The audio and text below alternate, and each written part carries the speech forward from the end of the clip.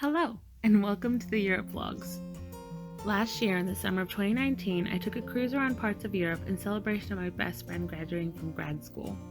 Our group was made up of my best friend Naomi, her parents, and also one of her best friends, Leah. The planning for this trip started about a year earlier, and we were all so excited for the day to finally arrive.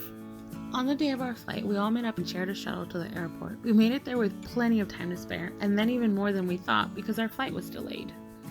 Thankfully, someone had brought Uno. I'm not actually sure who it was, but we were able to play a couple rounds and distract ourselves during the time we had to wait. And all the time, I was so paranoid that they would check the weight of my luggage. And as it turns out, I worried for nothing. They didn't even check. After some time, we were able to get on our flight, and we were off to Lisbon for an 8-hour flight. Unfortunately for this flight, our seats were not together. For several reasons, I actually have no footage of this flight other than the screens. The main reason was I was seated between people and nowhere near a window. And number two is, I actually got really airsick about 5 hours in. I normally wouldn't say anything, but I did want to give a quick little shout out to the crew that was on that flight, because they were so great and they stopped me from embarrassing myself and passing out. Besides that wonderful crew and a long flight later, we made it to Lisbon for our transfer flight to Venice, and I received my first and only stamp in my passport.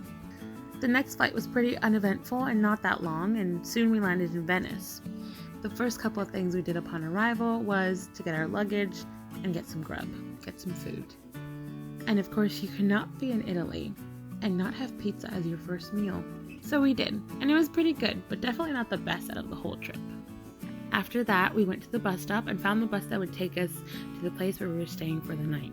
And on this bus, I actually had one of the most eye-opening experiences of the whole trip. At one point when I was looking around, this couple managed to put their hand in my bag, and I didn't catch them until I looked down. Thank God it was in time, because they actually had their hand in the pocket where my passport was. Yikes. That would have been very bad. Anyways, I learned my scary lesson, and then we arrived at the home where we were staying. There we met two of the loveliest human beings I have ever met, Marco and Patricia. They were so welcoming and kind to us. As they were discussing plans for the next day and how they could help us get to where we needed to be, I actually got to spend one-on-one time with Patricia, and she ended up sharing some of her story with me about her family and how they rented out this place. I'm not exactly sure word for word what was said, but she was fond enough of me that she actually cradled my cheek and was very sweet. She changed my first experience in Venice from something quite scary to something really sweet and lovely, and so that was really great of her.